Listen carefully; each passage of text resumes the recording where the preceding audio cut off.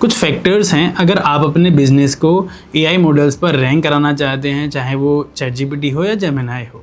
जैसे कि आपने कोई भी क्वेरी सर्च करी बिजनेस के रिगार्डिंग अपने, और आपका बिजनेस ही वो एआई मॉडल शो करा दे, तो उसको शो कराने के लिए जो एआई मॉडल्स हैं एक फ्रेमवर्क यूज़ करते हैं, उसे कहते हैं EEAT फ्रेमवर्क। और जो EEAT फ्रेमवर्क है ये डिपेंड करता है कुछ फैक्टर्स पर, तो वो फैक्टर भी हम लोग आगे डिस्कस करेंगे। पहले समझते हैं कि जो EEAT फ्रेमवर्क है वो क्या है।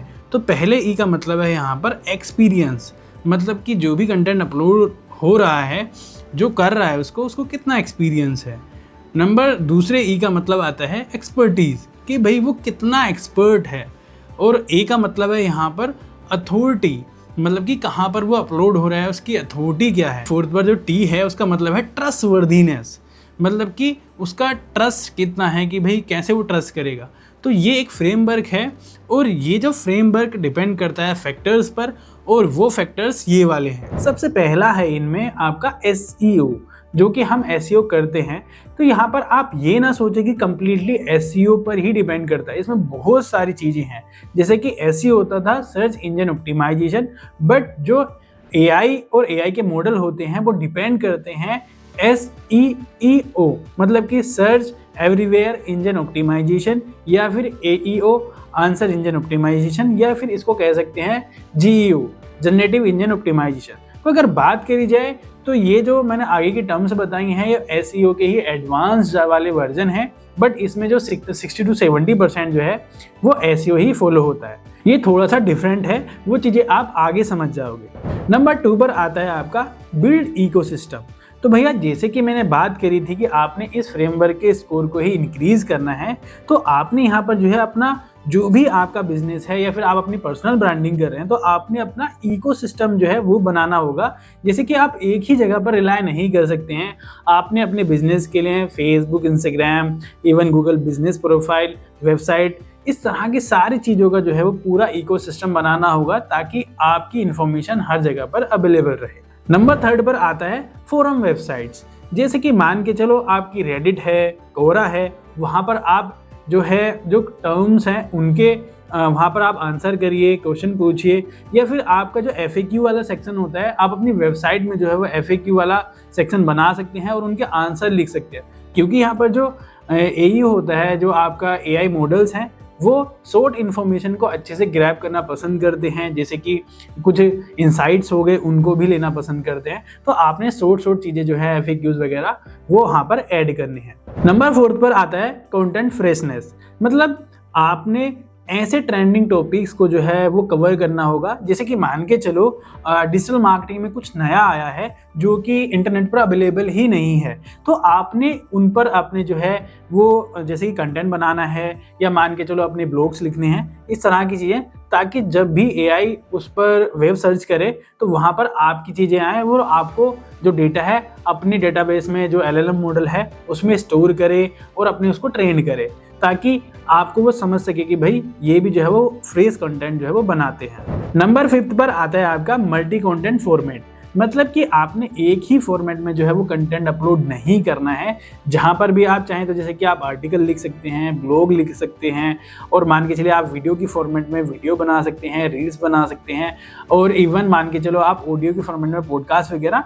तो आप जो है मल्टी कंटेंट में ही आप अपना आपके कंटेंट को जो है वो अपलोड करें, हर जगह पर अपलोड करें। नंबर 6 पर आता है आपका ओमनीप्रेजेंस कंटेंट, या फिर ओमनीप्रेजेंस स्ट्रेटजी। तो भैया ये भी जो है इसी चीज़ को जो है वो आगे बढ़ाती है। जैसे कि आपने जो है वो एक चीज़ पर जो है वो रिलाय नहीं करना है, आपकी बात जो है वो हर जगह पर हो, और डिफरेंट मान के चलो अकाउंट्स पर हो। जैसे कि आपने एक पॉपुलर पॉडकास्टर जो हैं राज समानी, उनको देखा होगा कि डिफरेंट चैनल्स पर जो है उनकी सेम जो है वो रील्स आती रहती हैं, सेम वीडियोस आती रहती हैं। तो आपने जो है ओमनीप्रेजेंस कंटेंट और ओमनीप्रेजेंस स्ट्रेटजी जो है वो फॉलो करनी है, ताकि आपकी हर जगह पर बात हो और बार बार आपकी बात चले। तभी आपको राज समानी सब जो हैं उनकी सारी जो है वो रील्स और उनकी वीडियोस जो है वो बार बार देखने को मिलती रहती है। नंबर 7 पर आता है स्कीमा मार्कअप, मतलब कि अगर आपकी वेबसाइट है तो अपनी वेबसाइट में जो है स्कीमा मार्कअप लगाएंगे, उसमें FAQs वगैरह हो सकते हैं, स्टार्स वाले हो सकते हैं। तो बहुत तरह के यहाँ पर स्कीमा मार्कअप्स आते हैं। वो इसलिए क्योंकि जो AI मॉडल्स होते हैं उनको जो है जो एकदम इंसाइट्स वाली इन्फॉर्मेशन है वो पसंद है, बुलेट्स की फॉर्म में जो है वो उनको इन्फॉर्मेशन पसंद है, जब भी उनके क्रॉलर्स आते हैं तो वो एकदम यूनिक कंटेंट को और जो आपके वहाँ पर इंसाइट्स आपके वहाँ पर लिखे हैं उनको पढ़ना पसंद करते हैं और उन्हीं को अपने डेटा में स्टोर करना पसंद करते हैं। नंबर 8 पर आता है आपका डिजिटल पीआर। मतलब कहने का मतलब यहाँ पर ये है कि जो भी आपका बिजनेस है या आपकी ब्रांडिंग है, आप उसकी प्रेस रिलीज करवाएं हर जगह पर, हर वेबसाइट पर। जैसे कि प्रेस रिलीज का ये होता है कि वो डिफरेंट वेबसाइट जो कि न्यूज़ चैनल्स होते हैं और प्रेस रिलीज वेबसाइट्स होती हैं, उन पर आपके आर्टिकल जो है वो पब्लिश कराते हैं, जो कि एक जो हमारा फ्रेमवर्क है उसी को जो है वो स्कोर को इंक्रीज करता है। अगर हम अपनी पीआर करते हैं तो इससे क्या होता है, हमारी जो आपका अथॉरिटी है वो ट्रस्टवर्दीनेस है वो इंक्रीज होती है। नंबर 9 पर आता है आपका यूजीसी कंटेंट। तो भैया यूजीसी कंटेंट में सबसे ज़्यादा पॉपुलर है आपके रिव्यूज़। तो आप ऐसी वेबसाइट पर अपने रिव्यूज़ डाल सकते हैं जैसे कि जीएमबी प्रोफाइल हो गया, या जो भी अदर वेबसाइट हैं जो कि रिव्यूज़ वहाँ पर पोस्ट कराती हैं उन पर फोकस करें, या फिर आप टेस्टिमोनियल ही रिकॉर्ड कर सकते हैं डिफरेंट लोगों के, जो आपके कस्टमर वगैरह उनके। इससे ये होगा कि आपका जो ट्रस्ट है, ट्रस्टवर्दीनेस वो इंक्रीज होगा।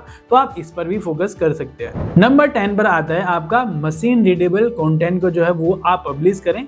जैसे कि कुछ दिन पहले चलता था एक, जैसे गूगल के क्रॉलर जो थे वो robot.txt फाइल को पढ़ते थे, लेकिन 2026 में अभी एक नया फॉर्मेट आया है /llms.txt।